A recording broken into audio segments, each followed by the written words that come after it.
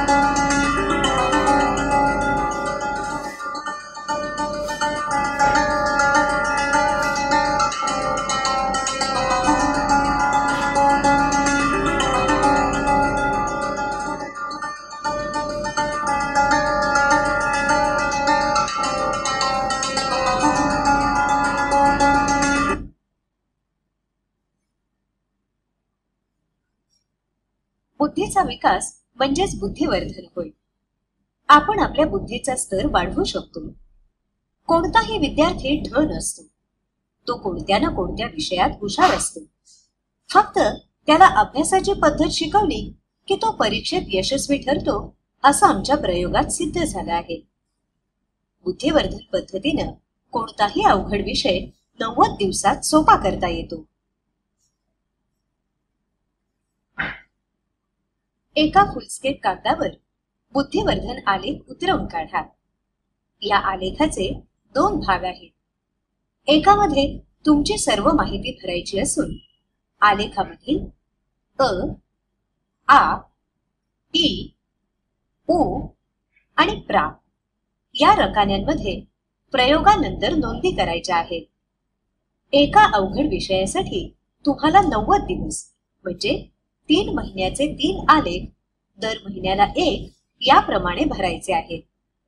अभ्यास, आदर, इच्छा प्रयत्न, उदात्तता आणि प्रार्थना या प्रयोगांमागचं मानस विज्ञान आपण समजावून घेऊ.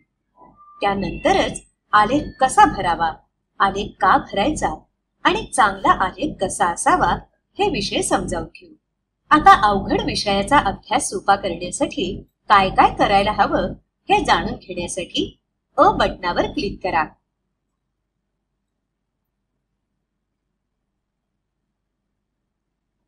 आता अ म्हणजे अभ्यास या भागात आपण सर्वप्रथम अवघड विषय ठरवूया. प्रत्येक विद्यार्थ्याला एक तरी अवघड विषय खूप छळतो. गणित, इंग्रजी, इतिहास यापैकी कोणताही विषय अवघड असू शकतो. अवघड विषयात आपली जवळपास 60% शक्ती खर्च होते. म्हणून आपण अवघड विषयात सोपा करू शकलो तर इतर विषयही सोपे वाटतील आणि परीक्षेत उत्तम यश मिळेल. यासाठी बुद्धिवर्धन पद्धतीमध्ये सर्वप्रथम सर्वात अवघड विषय निश्चित करा. पुढील 3 महिने आपण याच विषयाचा दररोज 1 तास अभ्यास करणार आहोत. तुम्हाला वाटेल की एकच विषयाचा अभ्यास केला तर इतर विषयांचं काय? असं पहा, कोणतंही यश हे एकदम मिळत नाही. त्यासाठी नियोजनबद्ध प्रयत्न करावे लागतात. आपण एकदमच एका दिवसात सायकल किंवा मोटरसायकल, कार शिकू शकतो का? नाही ना. अभ्यासाचं पण असंच असतं. एकदा अवघड विषयाचा किल्ला आपण जिंकलो की मेंदूची प्रचंड शक्ती तर वाचेलच, पण त्याचबरोबर आयुष्यात पुन्हा कधीही छळणार नाही. आता आपण निश्चित केलेल्या अवघड विषयाच्या अभ्यासाची वेळ ठरवूया. जो वेळेवर अभ्यास करतो तोच आयुष्यात यशस्वी होतो. यासाठी वेळ शब्द असलेल्या बटनावर क्लिक करा. वेळ. अवघड विषयाच्या अभ्यासाची वेळ किमान 1 तास असायला हवी. तुमची शाळा, कोचिंग क्लास, विश्रांती, खेळ, टीव्ही या सर्वांच्या वेळा पाहून अभ्यासाची वेळ निश्चित करा. यावेळी फक्त बुद्धिवर्धन पद्धतीनं अवघड विषयाचा अभ्यास करायचा. मात्र याचा अर्थ असा नाही की दररोज फक्त 1च तास अभ्यास करायचा. इतर विषयांचा इतर वेळी गृहपाठ अभ्यास तुम्ही करायचा आहेच. मित्रांनो, आपण शाळा सुरू झाली की चांगला अभ्यास करण्यासाठी खूप मोठ्या गप्पा मारतात. काही मुलं म्हणतात की आता येत्या सोमवारपासून मी खूप चांगला अभ्यास करणार. मग सोमवारी महिन्याची 30 तारीख असते. मग ही मुलं म्हणतात आता महिना अखेर हा अभ्यास सुरू करण्याचा काही चांगला मुहूर्त नाही. 1 तारखेपासून जोरात अभ्यास सुरू करू. असं करता करता अभ्यासाचा मुहूर्त कधीच येत नाही. मुलांनो, चांगल्या कामासाठी कोणतीही वेळ हाच योग्य मुहूर्त असतो. संत कबीराचा एक दोहा आहे. तो म्हणतो, कल करे सो आज कर, आज करे सो अभी कर. आता आपण वेळ निश्चित केली. आपण अभ्यास कोणत्या जागेवर करतो याचाही आपल्या अभ्यासावर बरा वाईट परिणाम होतो बर का. त्यासाठी जागा या बटनावर क्लिक करा. जागा. मित्रांनो, आपल्या अभ्यासावर आसपासच्या वातावरणाचाही खूप परिणाम होत असतो. आपलं घर, शाळेच्या वर्गातील अभ्यासाची जागा, झोपण्याची जागा या सर्व गोष्टी आपण वारंवार बदलत राहिलो तर आपलं मन कुठेतरी एकाग्र होईल का? एक सहज अनुभव बघा.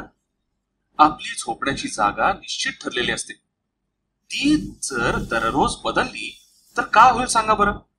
झोप येणार नाही, बरोबर ना? कारण आपल्या झोपण्याच्या जागेच्या वातावरणाची आपल्या मनाला सवय झालेली असते. म्हणून बुद्धिवर्धन पद्धतीनं अवघड विषयाच्या अभ्यासाच्या वेळी घरातील एक जागा निश्चित करा. ही जागा स्वच्छ, प्रसन्न आणि प्रकाशमान हवी. या जागेवर इतर वेळी इतर विषयांचा अभ्यास केला तरी चालेल. मात्र बुद्धिवर्धन पद्धतीनं ठरलेल्या अवघड विषयाचा ठरलेल्या वेळी याच जागेवर बसून अभ्यास करायचा आहे. मग बघा, 15 ते 20 दिवसात या जागेवर हळूहळू अभ्यासाचं वातावरण तयार होईल आणि हेच वातावरण तुम्हाला खूप मोठी शक्ती देईल. अर्थात काही जिद्दी मुलं रस्त्यावरच्या दिव्याखाली, रेल्वेच्या रुळाभोवती अभ्यास करतात आणि उत्तम यश मिळवतात. अशी मुलं फारच थोडी असतात. तुम्ही या मुलांपैकी असाल तर मग तुमच्या इतके भाग्यवान कोणीच नाही. विद्यार्थ्यांचं मन निश्चयी, जिद्दी, कष्टाळू असेल तर कुठेही केलेला अभ्यास उत्कृष्टच होतो. मात्र ज्या मुलांना पटकन अभ्यासात एकाग्रता होत नाही ना, त्यांना अभ्यासाचं वातावरण असलेली जागा तयार करणं अत्यावश्यक आहे. अभ्यासाच्या जागेवर बसल्यावर आपला चेहरा कोणत्या दिशेला हवा याचंही मानस विज्ञान आहे. त्यासाठी दिशा या बटनावर क्लिक करा. दिशा. विशिष्ट दिशेला चेहरा केला म्हणजे खूप चांगला अभ्यास होतो हा भ्रम आहे. मात्र कोणत्याही एका दिशेला चेहरा करून सातत्यानं अभ्यास केला तर कंडिशनिंगच्या नियमाप्रमाणे म्हणजेच सवय सहजतेच्या तत्वाप्रमाणे त्या दिशेचाही आपल्यावर परिणाम होतो. बुद्धिवर्धन पद्धतीनं अवघड विषयाचा अभ्यास करताना ठरलेल्या वेळी, ठरलेल्या जागी, ठरलेल्या दिशेला तोंड करून अभ्यास केला तर मनाला हळूहळू शिस्त लागेल आणि 15 ते 20 दिवसांनंतर आपला अवघड विषय सोपा होतो असा तुम्हाला प्रसन्न, आनंदी अनुभव येईल. यातून आत्मविश्वास वाढेल आणि एकदा आत्मविश्वास वाढला की परीक्षा अभ्यासाची असो की जीवनाची तुम्हाला हमखास यश मिळणारच. बुद्धिवर्धन पद्धतीनं एकाच अवघड विषयाचा 90 दिवसच अभ्यास का करायचा असा प्रश्न तुमच्या मनात आला असेल. चला तर त्याचं उत्तर घेण्यासाठी कालावधी या बटणावर क्लिक करा. कालावधी. मित्रांनो, अभ्यास असो की सायकल, कॉम्प्युटर असो की कार, कोणतीही गोष्ट शिकायला काही काळ लागतोच. शास्त्रज्ञांच्या मते कमीत कमी 90 दिवस कोणतंही कौशल्य प्राप्त करण्यासाठी लागतात. म्हणून कुठलाही कोर्स 3 महिने, 6 महिने, 1 वर्ष अशा कालावधीचे असतात. कोणतीही गोष्ट शिकताना सर्वप्रथम त्याचं ज्ञान आपल्या मेंदूमध्ये ठसतं. उदाहरणार्थ, सायकल शिकताना आपण प्रथम धडपडतो, मार लागतो, खरचटतं, परंतु हळूहळू पायडल मारणं, ब्रेक लावणं, बॅलन्स करणं या गोष्टी आपला मेंदू शिकतो आणि हा मेंदू या शिकलेल्या गोष्टींचं ज्ञान आपले हात, पाय, डोळे यांना हस्तांतरित करतो. म्हणजे आपण सायकल चालवायला शिकल्यावर अचानक समोर कोण आलं तर आपण तोंडानं हाताला अरे ब्रेक मार असं म्हणतो का? तर नाही, आपला हात नकळतपणे ब्रेकवर जातो. कारण मात्र एकदा ही सवय लागली की सायकल चालवायला विसरत नाही आणि अभ्यासातही मागे पडत नाही. आयुष्यात जो सातत्य ठेवतो तोच यशस्वी ठरतो. बुद्धिवर्धन आलेखामधील अ म्हणजे अभ्यास या भागात आपण अवघड विषय निश्चित करणे, अभ्यासाची जागा, अभ्यास. आलेख कसा भरावा? समजा तुम्ही 1 जुलैला या पद्धतीनं अभ्यास करण्याचा संकल्प केला आहे. त्या तारखेपासून 30 दिवसांचे 3 आलेख तयार करा. ज्या तारखेला तुम्ही बुद्धिवर्धन पद्धतीनं सर्व नियम पाळून अभ्यास कराल त्या दिवशी बरोबरची खूण करा. म्हणजे समजा तुम्ही 10 जुलैला विषय, वेळ, जागा, दिशा या ठरलेल्या बाबींप्रमाणे अभ्यास केला असेल तर अ म्हणजे अभ्यासाच्या घरासमोर 10 जुलैच्या रकान्यात बरोबरची खूण करा. परंतु या दिवशी अभ्यास केला नसेल तर त्या घरात फुलेची खूण करा. त्याचप्रमाणे आदर, मेंदू व्यायाम, सत्कृत्य, प्रार्थना या गोष्टी ज्या दिवशी कराल त्या त्या तारखांना नोंद करा. बरोबरची किंवा फुलेची खूण करा. आता चांगला आलेख कसा असावा या बटणावर क्लिक करा.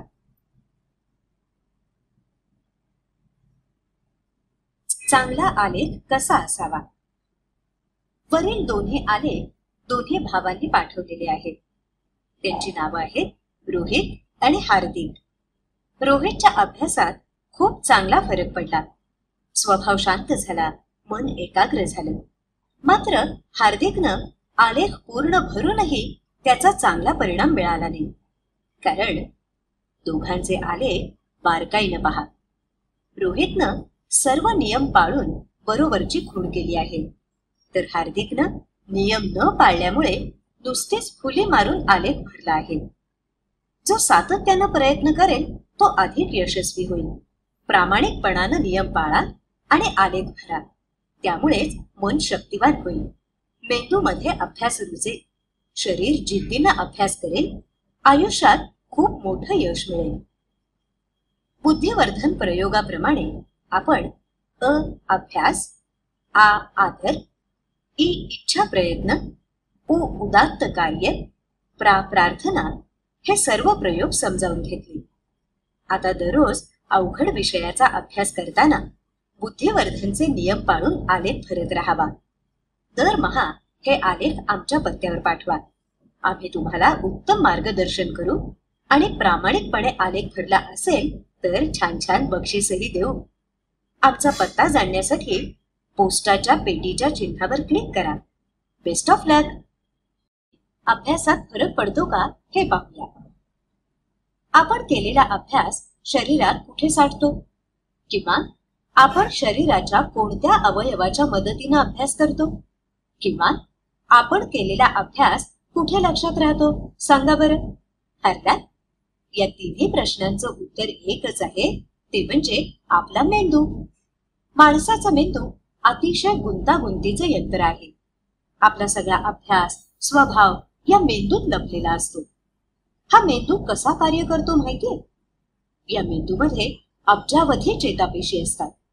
या पेशींना कार्यक्षम राहण्यासाठी रक्ताच्या मार्फत ग्लुकोज आणि ऑक्सिजनची आवश्यकता असते. शाळेमध्ये पहिल्या तासाला तुम्हाला उत्साह असतो, नंतर कंटाळा येतो. शाळा संपताना तर तुम्ही थकून जाता. यामुळे मानसिक गोंधळ, चिडचिडेपणा, अस्वस्थता वाढत जाते. या सर्वांचं कारण म्हणजे तुमच्या मेंदूला होणारा अपुरा रक्त पुरवठा हे गुण. अभ्यास करताना, टीव्ही पाहताना, गप्पा मारताना मुलांच्या मेंदूत काय हालचाल होते याचा शास्त्रज्ञांनी अभ्यास केला. त्यांच्या असं लक्षात आलं की मेंदूच्या निरनिराळ्या भागात वेगवेगळ्या विषयांमुळे हालचाल होत असते.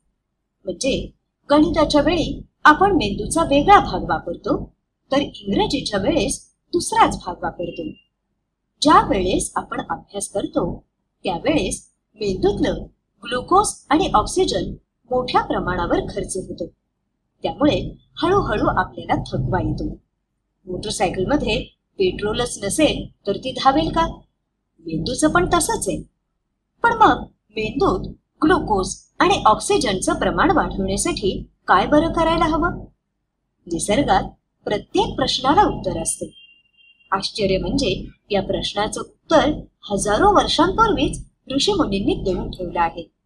ते समजण्यासाठी पुढे या शब्दाच्या बटनावर क्लिक करा. आपल्या देशात मोठ्यांना आदर देण्याची, खाली वाकून नमस्कार करण्याची पूर्वीपासूनच परंपरा आहे. जी मुलं मोठ्यांना आदर देतात त्यांना समाजात आदर मिळतो.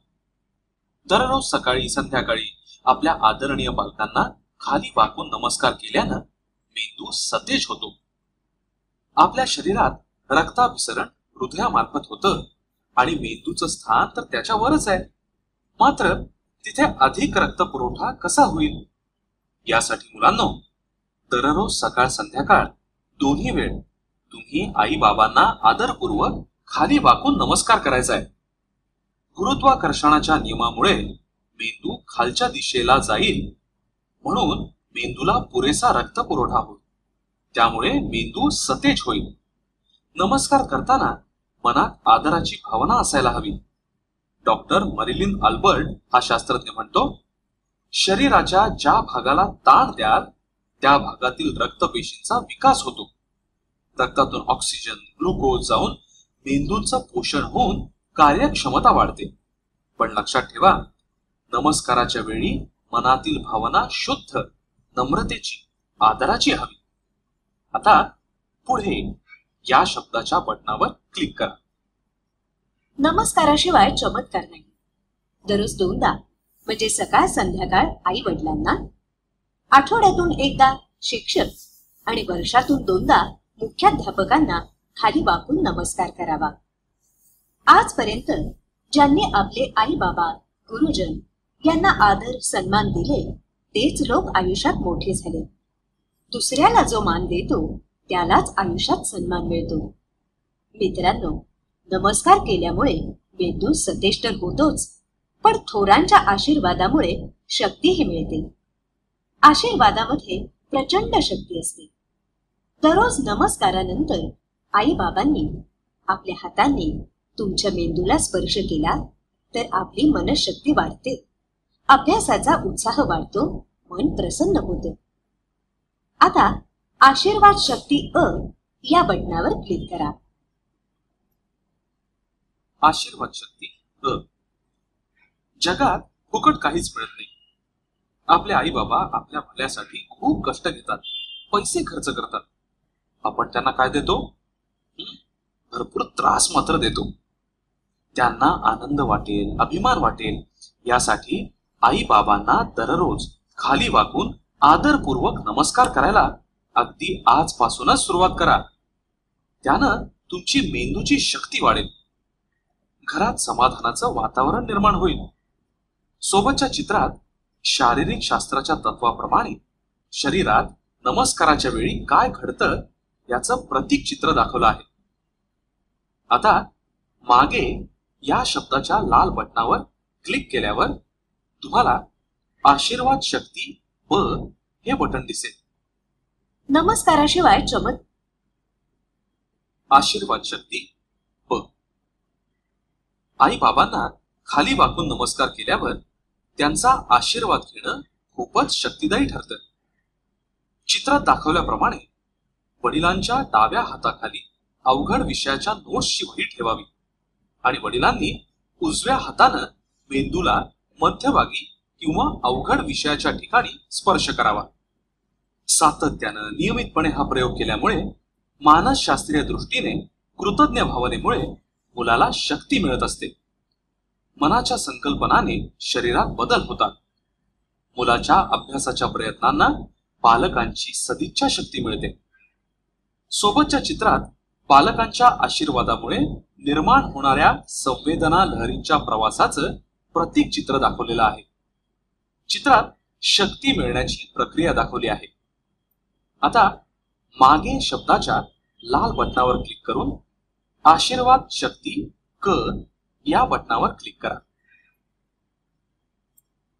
नमस्काराशिवाय आशीर्वाद शक्ती क. मुलांनो, आपण कुठल्याही मंदिरात गेलो की देवाचं दर्शन घेताना साष्टांग नमस्कार का घालतो माहितीये? नमस्काराच्या पद्धतीत संपूर्ण समर्पणाची, भक्तीची भावना व्यक्त होते.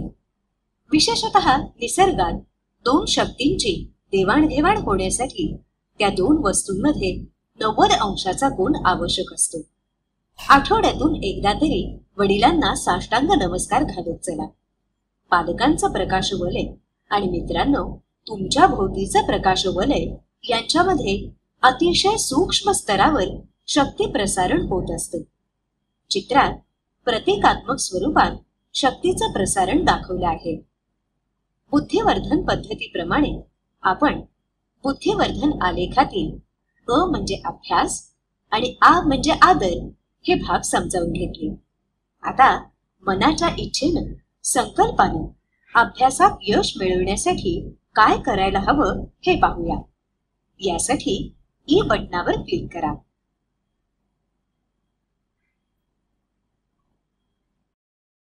परीक्षेत उत्तम मार्कानं पास होण्याची इच्छा असते, पण केवळ इच्छा व्यक्त करून आपल्याला यश मिळतं का? तर नाही. त्यासाठी प्रयत्नही करावे लागतात. परंतु जेवढी आपली इच्छा प्रबळ तेवढी यश मिळण्याची खात्री असते. मग प्रश्न असा पडतो की इच्छा प्रबळ करायची म्हणजे नेमकं काय करायचं? आपली इच्छा मेंदूमध्ये व्यक्त होते. ही इच्छा प्रबळ करण्यासाठी मेंदूला कार्यक्षम केलं पाहिजे, म्हणजेच मेंदूला उत्तेजित केलं पाहिजे. जसं आपण शरीराला कार्यक्षम करण्यासाठी व्यायाम करतो ना, अगदी तसंच. हातानं मेंदूच्या निरनिराळ्या भागांना घर्षण करणे म्हणजेच मेंदू व्यायाम. मेंदू व्यायाम केल्यामुळे चक्क मार्क्स वाढण्याची शक्यता दिसून आलेली आहे. हे अभिनव संशोधन समजावून घेण्यासाठी मेंदू व्यायाम या बटनावर क्लिक करा.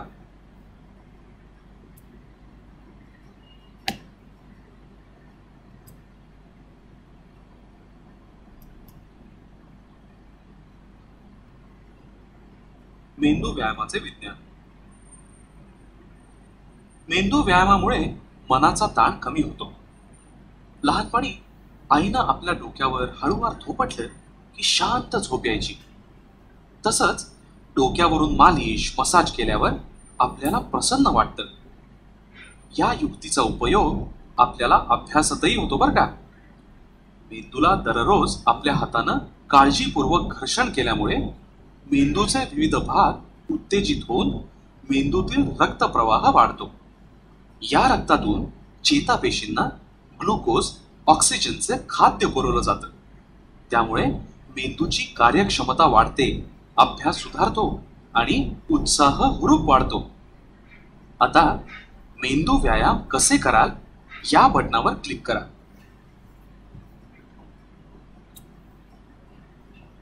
मेंदू व्यायाम कसे करावेत? अवघड विषयाच्या अभ्यासाला बसण्यापूर्वी 15 सेकंद ताठ बसायचे. डोळे मिटून मी माझा अवघड विषय सोपा करणारच असं 9 वेळा मनातल्या मनात म्हणायचं. हे म्हणताना त्या महिन्याचा मेंदू व्यायाम करायचा. ही प्रक्रिया अवघड विषयाचा अभ्यास संपल्यावर पुन्हा करायची. आम्ही विद्यार्थ्यांना काही गणितं सोडवायला दिली. त्यांना कंटाळा थकवा आल्यावर त्यांना मेंदू व्यायाम करायला सांगितला. पुन्हा गणितं सोडवायला दिल्यावर अचूकपणा, अभ्यासाचा वेग वाढल्याचं दिसून आलं आहे. सर्वसाधारणपणे मेंदू व्यायामामुळे गुण वाढतात किंवा तेवढेच गुण कमी वेळात मिळतात. एखादं गणित, प्रमेय, समीकरण सुटत नसेल तर आपण नकळतपणे डोकं खाजवतो आणि काही वेळा चटकन उत्तर सापडतं. मेंदूचा मसाज, घर्षण केल्यामुळे मेंदूत अभ्यासाच्या ठिकाणी रक्तपुरवठा वाढतो. त्यातून अभ्यासाला आवश्यक खाद्य, ग्लुकोज, ऑक्सिजन मिळतो. यामुळे बुद्धीला चालना मिळते, उत्तरं सुचतात. मित्रांनो, कॉम्प्युटरच्या स्क्रीनवर वेगवेगळ्या महिन्यातील मेंदू व्यायामाची चित्र दाखवली आहेत. अवघड विषयाच्या अभ्यासाला बसण्यापूर्वी आणि अभ्यास झाल्यानंतर त्या महिन्याचा मेंदू व्यायाम किमान 9 वेळा करायचा आहे. जर प्रामाणिकपणे हा प्रयोग तुम्ही केला तर तुम्हाला निश्चितच यश मिळेल. आतापर्यंत आपण बुद्धिवर्धन आलेखात दिल्याप्रमाणे अ म्हणजे अभ्यास, आ म्हणजे आदर, ई म्हणजे इच्छा प्रयत्न म्हणजेच मेंदू व्यायाम हे प्रयोग समजून घेतले. आता मुलांनी चांगला अभ्यास व्हावा म्हणून दररोज थोडी तरी समाजसेवा का केली पाहिजे हे समजावून सांगण्यासाठी उ म्हणजेच उदात्तता या बटनावर क्लिक करा.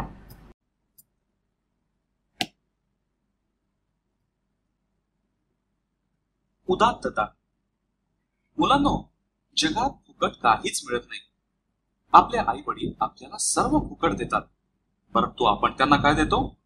त्रास देतो, हो ना? त्यातून आई बाबांबरोबर आपणही दुःखी होतो. म्हणून आपण आई बाबांना किमान आदर द्यावा, नमस्कार करावा, दिवसातून 2दा नमस्कार करावा. त्यामुळे समाधान वाटतं.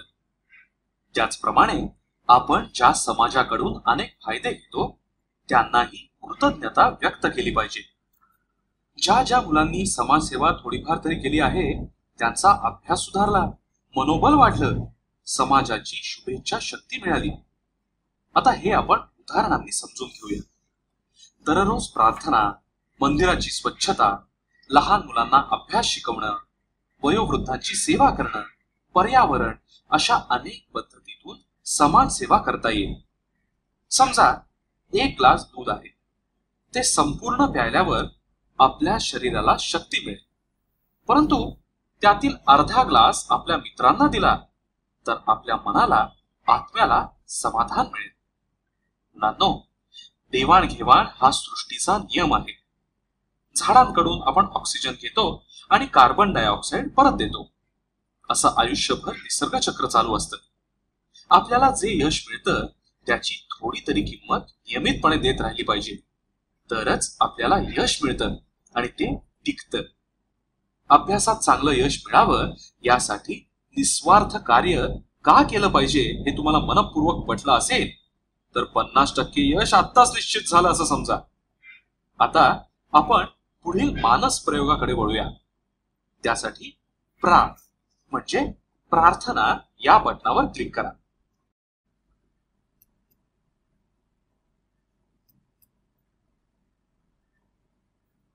प्रार्थना.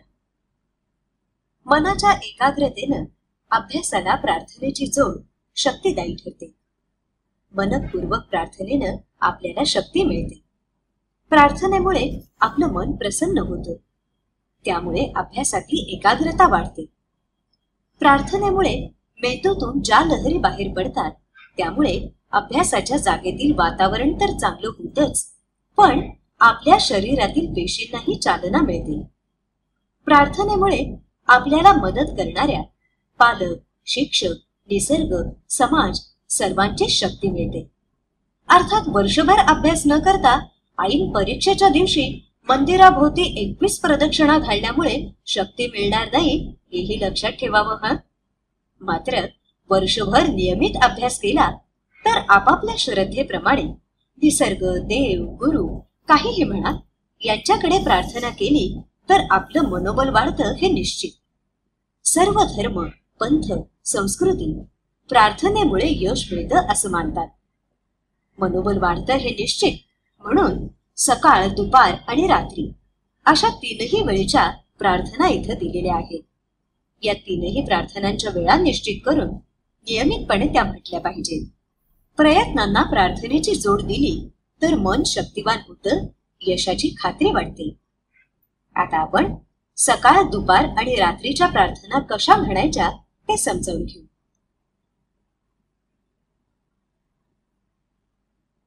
सकाळची प्रार्थना.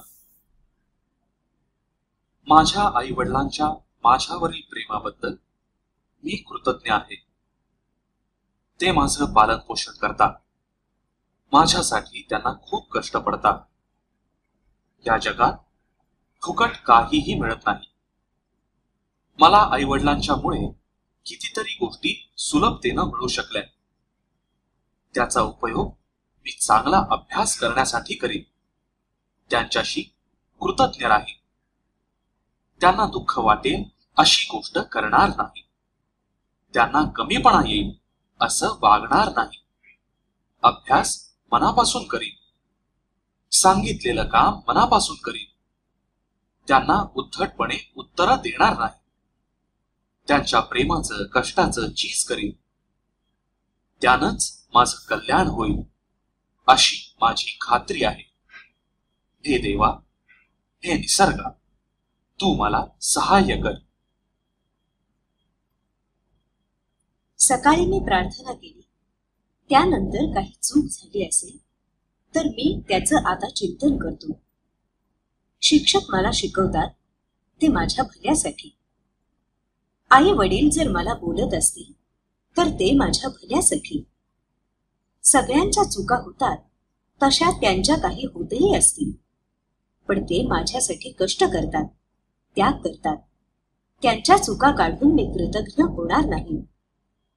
न्यू वे तत्वाच्या दुरांत प्रयोगाप्रमाणे मला अभ्यास अधिक करण्याची शक्ती निस्वार्थ समाजसेवेनं मिळते.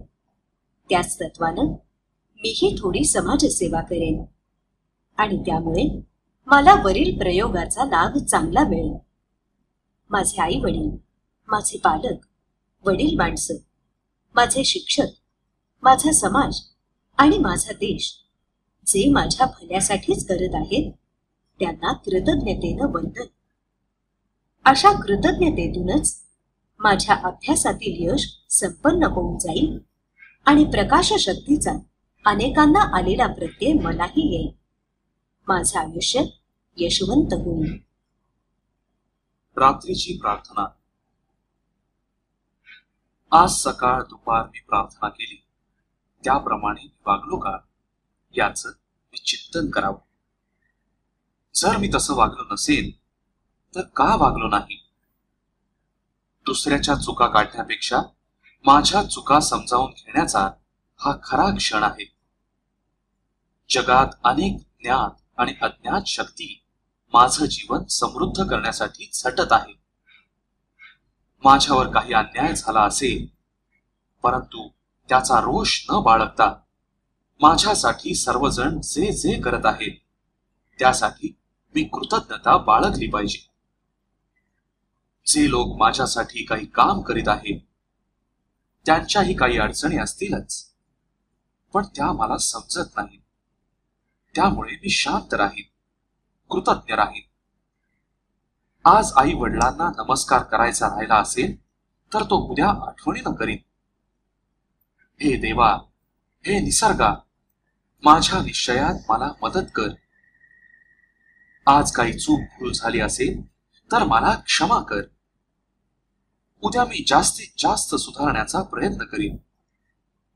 पालक शक्ती, प्रकाश शक्ती, देश शक्ती, निसर्ग शक्ती या सर्वांना वंदन करून मी माझा दिवस संपवतो. न्यू वेच्या प्रार्थनामय पद्धतीतून मला दुरांत प्रयोगानं आणि अंतरशक्तीनं अपूर्व सामर्थ्य मिळत आहे. विद्यार्थी मित्रांनो, आतापर्यंत आपण तीनही प्रार्थनांचे अर्थ समजावून घेतले. अशा पद्धतीनं बुद्धिवर्धन आलेखामध्ये दिलेले सर्व प्रयोग तुम्हाला कळले असतीलच. मग आता थांबायचं कशाला? या स्क्रीनवर आलेखाकडे असा शब्द असलेल्या पोस्टाच्या पेटीचं चित्र आहे. त्यावर क्लिक करा आणि आलेख कसा भरावा, बुद्धिवर्धन आलेख का भरायचा आणि चांगला आलेख कसा असावा हे तिन्ही विषय समजावून घ्या. एवढं झालं की यशाचं शिखर तुम्ही जिंकलंच म्हणून समजा.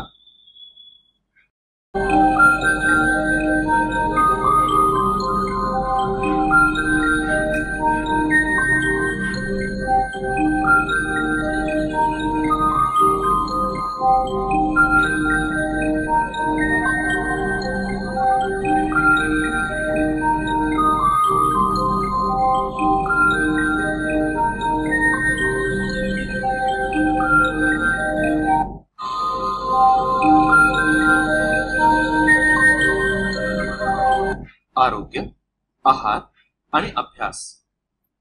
मित्रांनो, या सीडीच्या भागामध्ये एकूण 13 विभाग आहेत.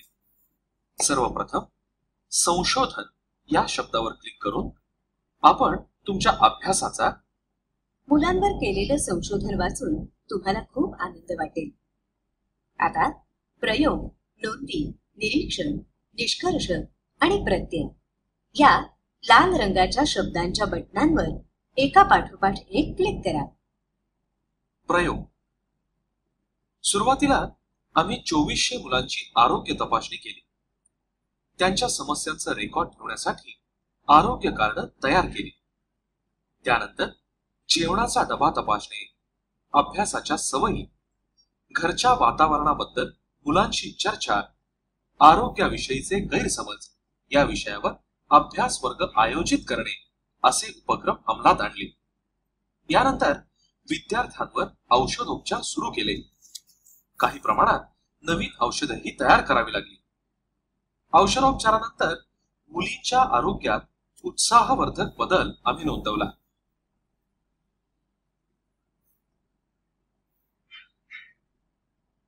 नोंदी.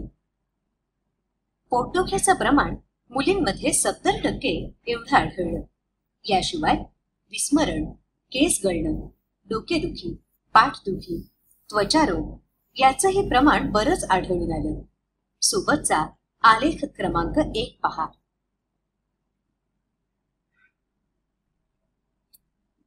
निरीक्षण. मुलींच्या गणवेशातील कमरेचा बेल्ट त्यांच्या पोटावर आणि पाठीवर ताण निर्माण करतो असं आढळून आलं.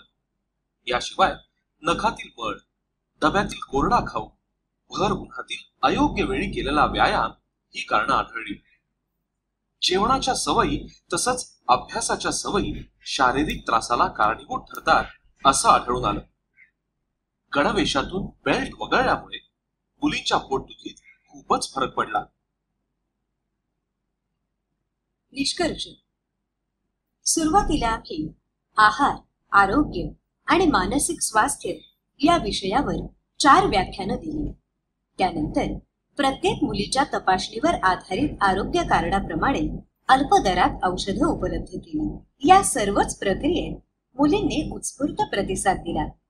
त्याचा परिणाम म्हणजे विस्मरण, पोटदुखी, डोकेदुखी, डोळेदुखी इत्यादीचं प्रमाण झपाट्यानं खाली आलं.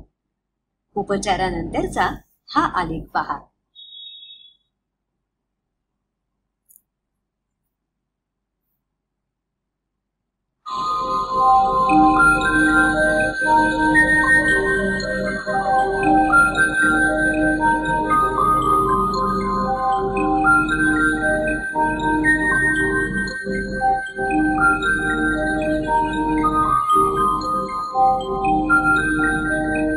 आरोग्य, आहार आणि अभ्यास.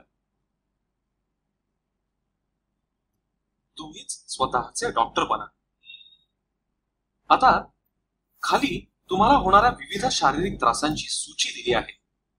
त्यावर एका पाठोपाठ एक क्लिक करून आपण स्वतः आपली प्रकृती तपासून पाहूया.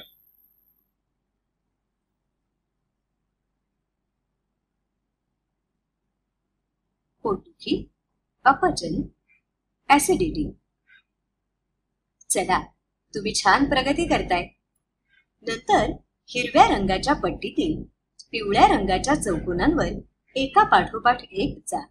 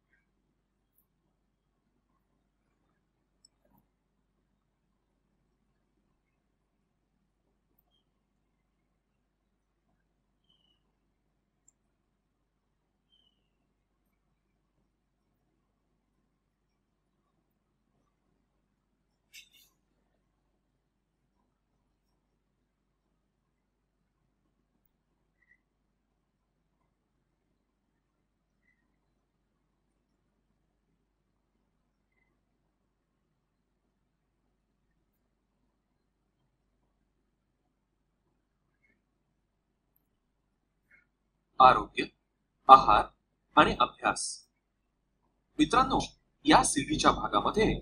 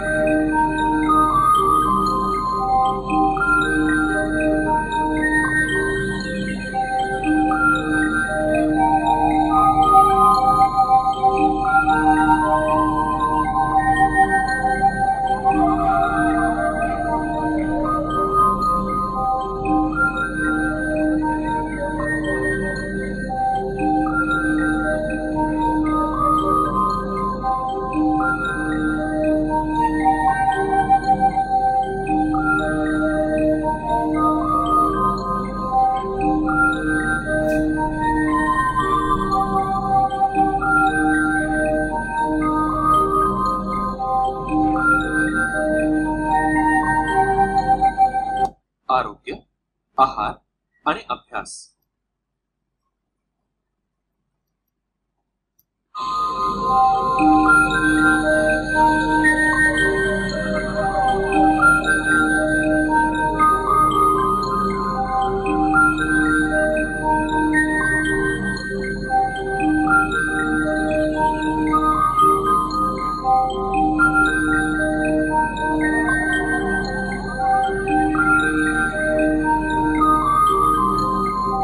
आरोग्य, आहार आणि अभ्यास.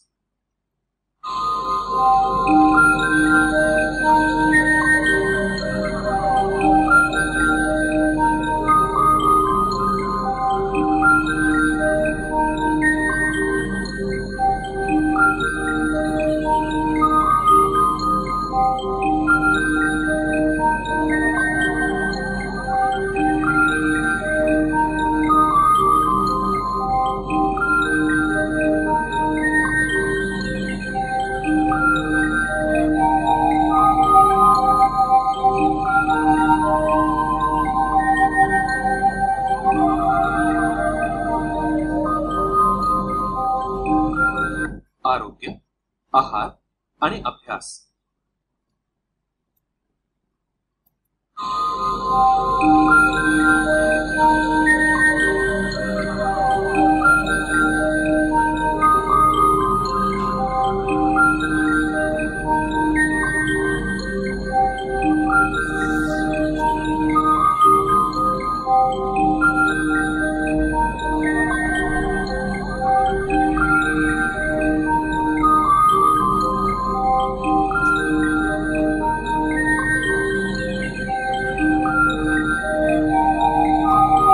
आरोग्य, आहार आणि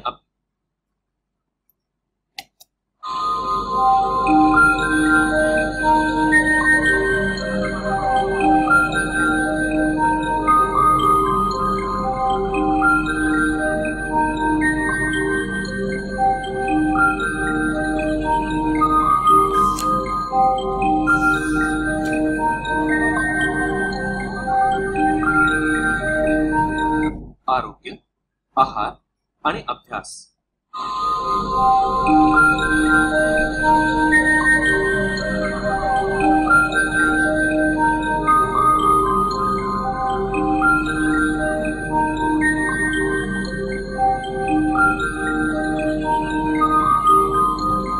आरोग्य, आहार आणि अभ्यास.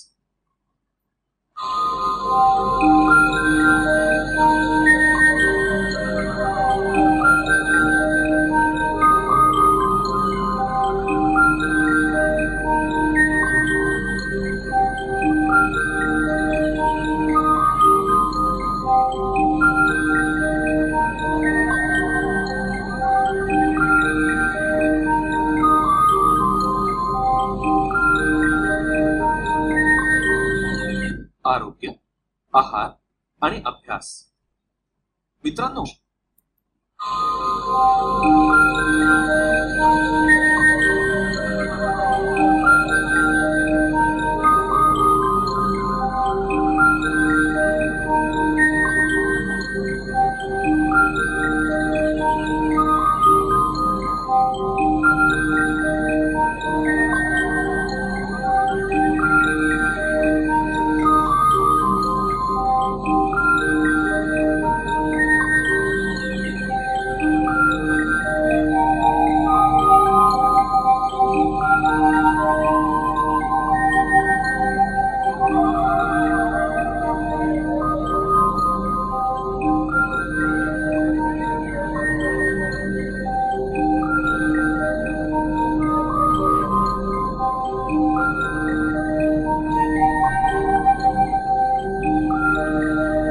आरोग्य, आहार.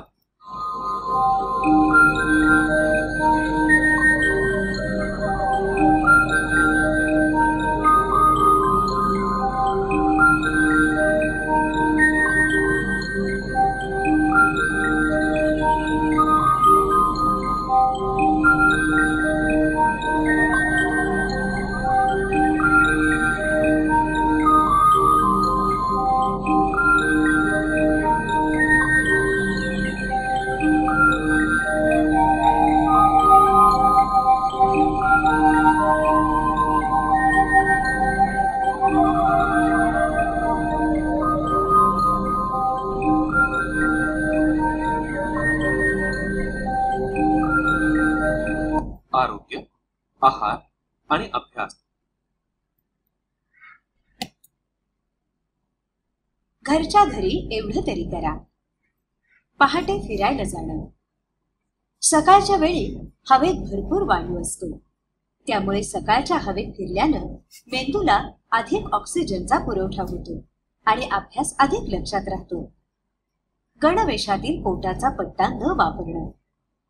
मधल्या सुट्टीतील डबा खाऊन झाल्यावर मुलींचे बेल्ट अधिक घट्ट बसून मुलींना पोटदुखीची तक्रार होती. 70% मुलींचं पोट दुखत असतं.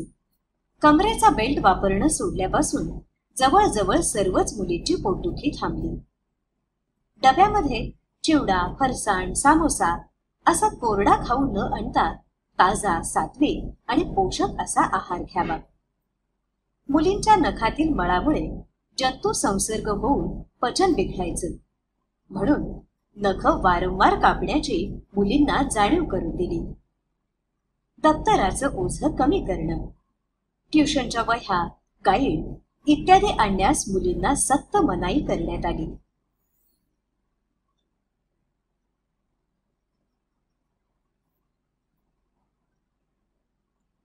आरोग्य, आहार, आरोग्य कार्ड. आपण संगणक संस्कार केंद्रातून आरोग्य कार्ड मागवा.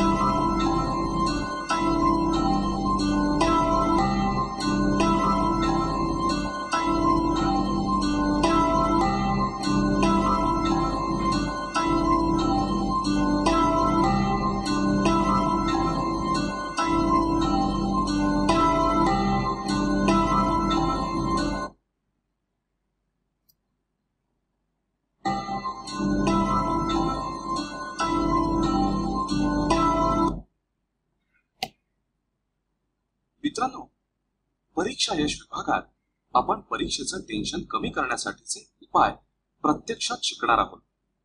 त्यासाठीच ओंकार ध्यान पासून गप्पातून अभ्यासाकडे यापैकी कोणत्याही यशाच्या पायरीवर क्लिक करा.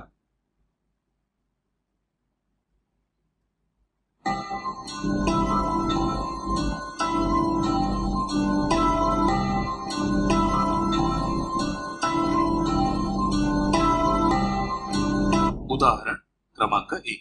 हे उदाहरण सोडवताना सुरुवात कशी करायची तेच कळत नाही. म्हणजे सगळं रामायण ऐकून पुन्हा रामाची सीता कोण असं झालं की नाही? अरे निरीक्षणाला सुरुवात तर करा, बघा उत्तर मिळतं का नाही ते. म्हणजे व्यक्तिगत गुणधर्म, साम्य, फरक व परस्पर संबंध शोधायचे. तर या उदाहरणात डावी बाजू बरोबर उजवी बाजू दाखवा असे म्हणले आहे. याचा अर्थ त्या वेगळ्या आहेत, म्हणजे त्यात फरक आहे हे उघड आहे. शाबास शाबास. आता हा जो फरक उघड वाटतो तो नेमका काय आहे ते सांग म्हणजे झालं.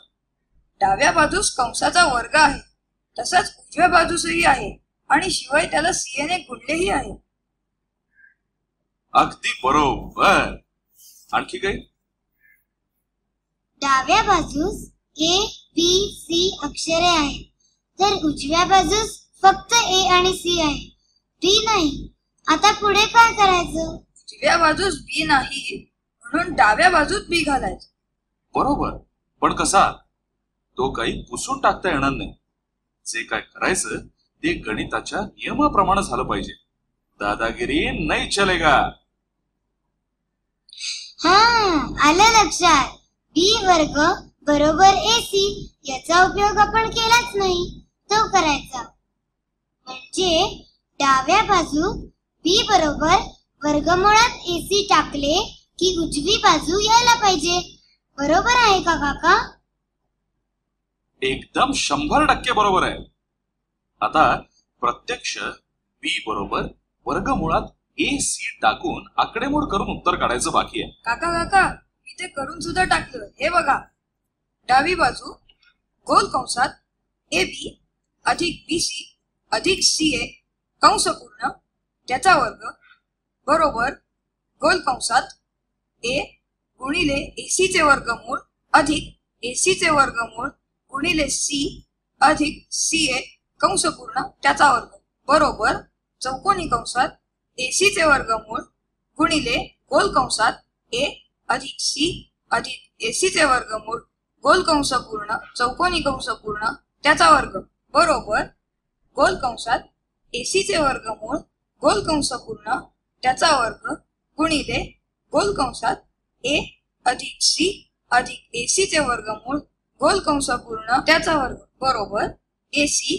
गुणिले गोल कंसात A अधिक AC चे वर्गमूळ अधिक C गोल कंस पूर्ण त्याचा वर्ग बरोबर उजवी बाजू. बरोबर आहे ना? याहू.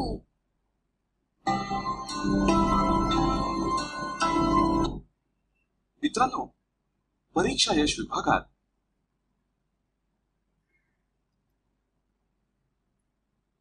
विद्यार्थी मित्रांनो, गाणं गुणगुणणं हा प्रत्येक माणसाचा स्वभाव असतो. शाळेत, रेडिओवर, टीव्हीवर, अगर चित्रपटात कुठेही एकदा गाणं ऐकलं की कितीतरी काळ ते डोक्यात राहतं. पुन्हा पुन्हा ऐकलं जातं, म्हटलं जातं आणि कालांतरानं आपोआप पाठ होतं. 8वी 9वी 10वीचा लक्षात राहण्यास कठीण परंतु लक्षात राहण्याच्या दृष्टीनं आवश्यक असा विविध विषयातील पाठ्यभाग म्हणूनच कवितात गुंफलेला आहे. त्या कवितांना सोप्या चाली आहेत. त्या गेय कविता मुद्दामच मराठीतल्या वृत्तात केलेल्या आहेत की ज्यामुळे संबंधित वृत्तांच्या चाली ध्यानात याव्या. या साऱ्या कविता चालीत म्हटलेली कॅसेटही उपलब्ध आहे. विद्यार्थ्यांनो, या कविता रोज म्हटल्यास, ऐकल्यास, शाळांमधून त्या म्हणून घेतल्यास, अगर कॅसेटवर ऐकल्यास त्याचा पाठ्यभाग स्मरणात राहण्याच्या दृष्टीनं खूपच फायदा होतो. ग्रामीण भागात लोकप्रिय झालेल्या सवाल जबाबांच्या चालीतही विविध तत्व, शास्त्रीय कारणं दिलेली आहेत. सर्वच विद्यार्थ्यांनी आपल्या अभ्यासक्रमात असो अगर नसो परंतु हा साराच पाठ्यभाग एकदा पाठ करावा. त्याचा केव्हा ना केव्हा उपयोग होतोच. आपल्या कविता पाठ झाल्या की आम्हाला कळवावं. तसंच एखादा पाठ्यभाग लक्षात राहण्यास कठीण जात असेल तर तो मुद्द्यासह कळवावा, म्हणजे त्यावरही कविता करून पाठवू. गा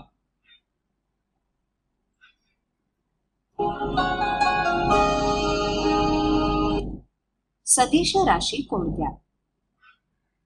W, U, V, S, A आणि T या चिन्हानं दर्शवल्या जाणाऱ्या भौतिक राशी खालीलप्रमाणे. कोणतं चल काय दर्शवतं? बलविस्थापन वेग वजन त्वरणासह असतो संवेग. समान वेग त्वरण ही राशी असती सदिशांचा भाग. सदिश राशी कोणत्या?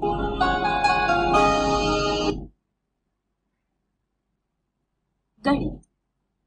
भाज्य भाग ज्या संख्येचे करीती भाज्य म्हणून त्या ओळखती. एक एक भाग किती वस्तूंचा भाजक म्हणून ध्यानी घ्यायचा. भाग जितके पडतात भागाकार म्हणतात. शिल्लक राही जे जे सारे बाकी म्हणून ओळखती रे. शून्य जेव्हा बाकी येते विभाजक म्हणू भाजकाते. भाज्य या वेळी जे असते विभाज्य त्यावेळी ते ठरते. गणित. रसायनशास्त्र. रसायनातील संज्ञा सूत्रे करू कशी पाठ. नेमाने जर म्हणाल ओळी राहतील ध्यानात. H hydrogen, O oxygen, N nitrogen, C carbon, Cl fluorine, I iodine, Na sodium, Cu Tambe, Si silicon, Ag चांदी, Au सोने, Ba बेरियम, S गंधक, Zn जस्त, Cr क्रोमियम, Hg पारा, Sn कथील, Ca calcium, Mn manganese, P phosphorus, Mg magnesium, शिसे, Pb लोखंड, Fe aluminium, CO cobalt, K potassium म्हणा दर दिवशी. ध्यानी ठेवून पास व्हावे इच्छा ही अमुची. रसायनशास्त्र.